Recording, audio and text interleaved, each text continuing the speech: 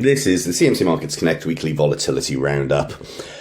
Economic headlines over the last week have been somewhat gloomy, focusing on the idea that future central bank rate hikes are still to be seen and how recession now looks inevitable in many of the world's largest economies. Against that backdrop, there was perhaps one stock which stood out more than others, namely Booking Holdings. They're the company behind names like OpenTable, Priceline, as well as the eponymous Booking.com. An earnings release midweek, initially approached with some scepticism by the market, ended up being far more upbeat than had been expected and came with a positive outlook too. This left the underlying stock bouncing in a 15% range, lifting daily vol by the end of the week to 227% against a monthly print of 104%.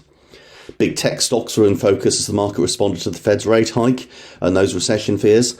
This was particularly evident in CMC's Future of Work proprietary share basket, which sold off 10% from midweek highs. Daily vol, sitting at 89% early in the week, rose to 149% by Friday, against a corresponding monthly reading of 87%.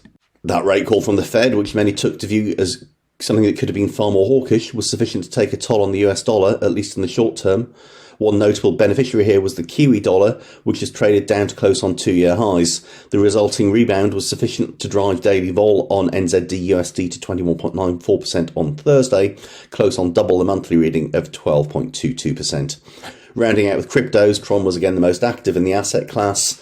The coin has made pronounced gains over the last week, bucking the trend seen by many in the sector, driving price action as a result. Daily vol reached 192% last Monday before coming off a little, then moving back out to 138% on Friday, against monthly readings of between 75% and 89%.